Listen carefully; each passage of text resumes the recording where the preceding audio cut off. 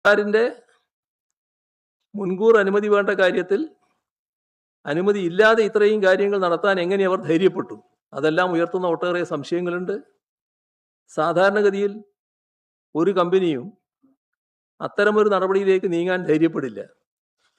അപ്പോൾ എവിടെയോ എന്തോ സാധാരണഗതിയല്ലാത്ത കാര്യങ്ങൾ സംഭവിച്ചിരിക്കുന്നു എന്നാണ് ഇതിൻ്റെ ഭാഗമായി കാണേണ്ടത്.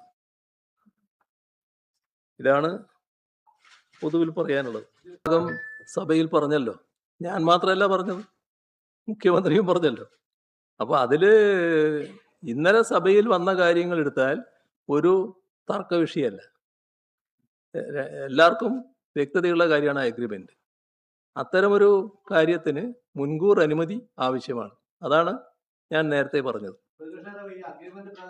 മൊത്തം ഓഹരിയുടെ 49%ആണോ അതോ അദാനി ഹോൾഡ് ചെയ്ത് ഓഹരികളുടെ 49% വിൽക്കുന്നതിനാണോ ഈ 25% വിൽക്കുന്നതിനാണോ ഇത് വേണ്ടത്?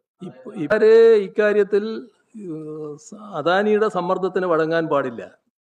ഇതിന് മുൻകൂർ അനുമതി ഇല്ലാതെ നടപടികളിലേക്ക് അവർ നീങ്ങിയിരിക്കുന്നു. അത് നിരസിക്കേണ്ടതാണ്, ഒരു തരത്തിലും അംഗീകരിക്കാൻ പാടില്ല.